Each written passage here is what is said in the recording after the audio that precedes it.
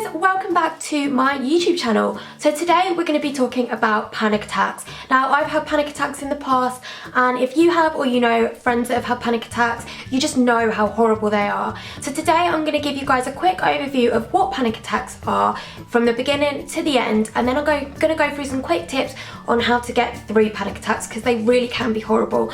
And if you have any tips on how you get through your panic attacks, feel free to share them down in the comments below so we could just help everyone in our little Mental Health Matters community. If you like this video, feel free to give it a thumbs up and subscribe and share it with any of your friends. Without further ado, let's get into the video. So panic attacks are basically symptoms of just intense fear. They can include heart palpitations, chest pains, sweating, increased breathing, all horrible things like that. And it's basically your body overreacting to something that isn't actually as scary as it is. Now, panic attacks all start with something called our flight and fight response. Like all other animals, human beings have developed a response to protect them from life-threatening situations. And in these situations, our bodies release adrenaline and cortisol, and this gives us a kick. It increases our heart rate, moves blood to areas of the body that need it most, and just basically gives us that kick to either fight or flight. Now, this response is automated. For example, if I've got a tiger here and I'm standing in front of the tiger, I'm not going to stand there for 5 minutes and think about what I'm going to do. Your body goes into this fight or flight response, and you're either going to fight it or you're going to flight, and that means you are going to run away from the tiger. Now, it varies from person to person. Some people will go into a flight mode and some people will go into a fight mode. It just varies on who you are. Now, because it's an automated response, it's the same in panic attacks. We don't choose to have panic attacks. We don't choose to sit and feel this way. It just happens. And it's your body perceiving something to be more threatening than it actually is. And this could be walking on a bridge, going on a plane, holding a spider, or dealing with exams. It's different for everybody, and everyone perceives threats differently. So what you think might cause you a panic attack and is extremely scary might not cause another person a panic attack. It all just varies on your brain and your mind, and what your mind perceives as threatening and what it doesn't. And unlike caveman times, we have a lot less threats than we did back then. We're not constantly hunting down wild animals, etc., that could be a severe danger to us. So even though we have a lot less threats, our body still perceives things as threatening when they're really not. For example, getting on an aeroplane, it could cause somebody to have a panic attack and to perceive getting on an aeroplane as a threat when it really isn't. So then their body goes into this automated response where it releases adrenaline and cortisol and gives them all the horrible symptoms of a panic attack. So there are so many symptoms of panic attacks that I can't really remember them all off by heart, but I'm going to be telling you guys the main symptoms of panic attacks. Now, symptoms vary from person to person, but these are some of the main ones that probably most people would have when having a panic attack. So it starts with feeling nauseous. So you feel really, really sick. You can get heart palpitations and really feel your heart beating through your chest. You can get chest pains and you feel like you're having a heart attack. You get an increased rate of breathing, and you get bad bowel motions. A lot of people that have panic attacks have this kind of impending sense of doom, and they just kind of feel like there's no getting out of it and there is no hope. So you might be thinking, how often do people have panic attacks? And it varies from person to person. Sometimes you might just have one panic attack and never again, and it could be a one-off, or some people get them once a week. It depends what situations you're in and just depends on the person. So the most important thing to remember is that most panic attacks last anywhere between 5 and 20 minutes.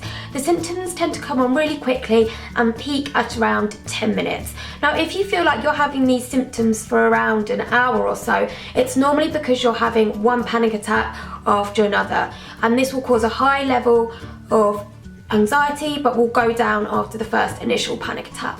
So the last part of this video is telling you guys what you can do when you have panic attacks. So these are a few of my tips as to what you can do when you're suffering from a panic attack. They might not work for you and they might not work for everyone. So again, if you've got some tips, share them in the comments down below. So one really good tip to help you guys deal with panic attacks are breathing exercises. Now, you probably already know this and it's quite a well-known tip, but I thought I'd share it with you guys anyways, because there might be people that don't know this tip. So the way I do it is that I breathe in for 7 seconds and I breathe out pretending that there is a candle in front of my face. And the tip is to breathe out ever so slowly, as if to not kind of burn out the candle. By doing that, you're regulating your breathing and you're not hyperventilating, and it helps just relax the body during a panic attack. So another good tip for when you're having a panic attack is to talk to someone that you trust and you can confide in, whether that's your brother or sister or your best friend, your mum and dad, anyone, and who could help you and talk you through your panic attack. It's always best to confide in someone when you're struggling, and if you're alone and you don't have anyone to confide in, that's fine. Another tip is to just constantly try and reassure yourself, or you can look online about how to deal with the panic attacks, or look up YouTube videos of people who can explain panic attacks with you and how to help go through them so that you are not alone.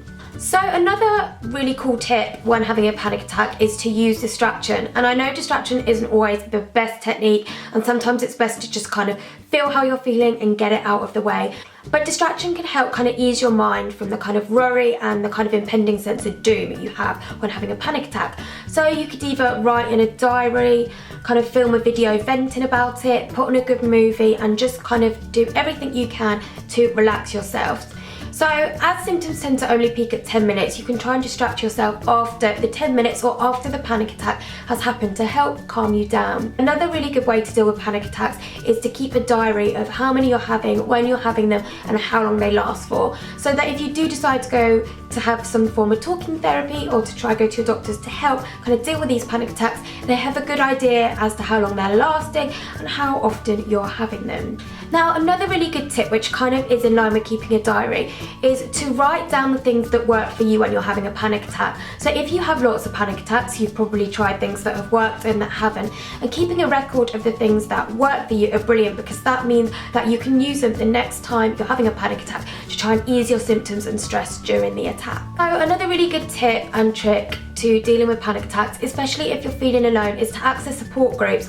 So there are lots of websites like mind.org where you could go on forums, or you can go to support groups in person and discuss your symptoms, your feelings, and how panic attacks are really affecting you. And it's great because you can all kind of work together as a group and support each other when dealing with panic attacks. So I hope you guys really enjoyed this video, and I hope the tips and tricks and kind of the insight into panic attacks has given you sort of a bit of knowledge as to how you can help yourself or help your friends.